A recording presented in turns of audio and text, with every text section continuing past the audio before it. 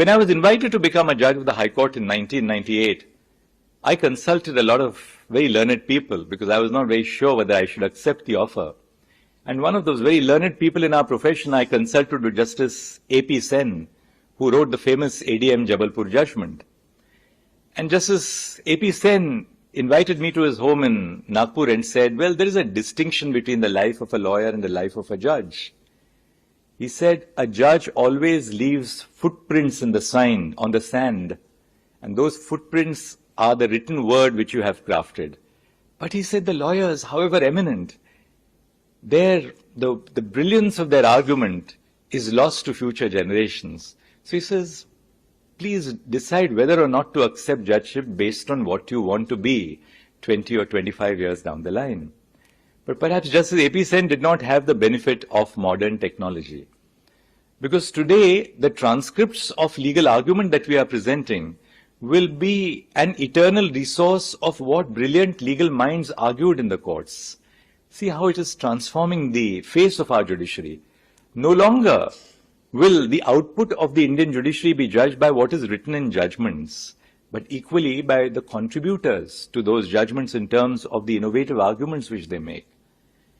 So the lawyer's argument, the lawyer's personality, the turn of phrase, the heat, the dust, and of course the camaraderie in courts can now be all incorporated in this virtual world that we live in.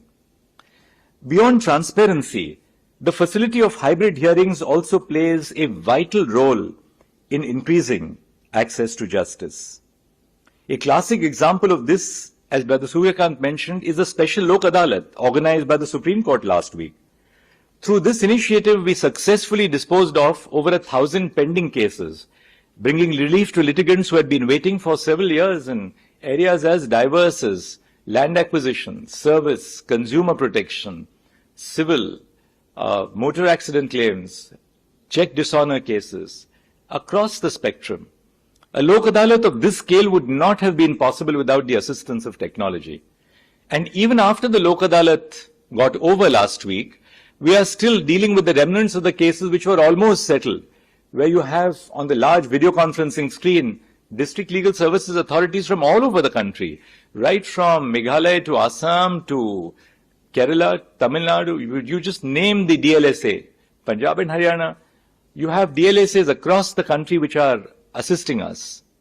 Members of the DLSAs, litigants and lawyers from all corners of the country, from remote villages to metropolitan cities, participated effortlessly, courtesy of the hybrid hearing facility. This not only enhanced efficiency but also promoted equity and accessibility. Litigants and lawyers did not have to endure lengthy travels, saving time, money and resources, and thereby realizing the core objectives of the Lok Adalat. And I would like to publicly acknowledge the wonderful work and almost dedicated work with a single-minded purpose which was rendered by my very distinguished and senior colleague Justice Suryakant for the success of this Lok Adalat.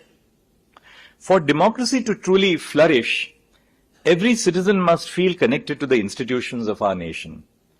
While the burden of bearing this responsibility is often placed on the executive and the legislature, I firmly believe the judiciary must play an equally vital role.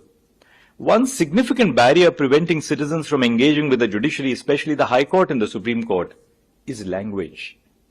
Our higher judiciary predominantly carries out its official work in English.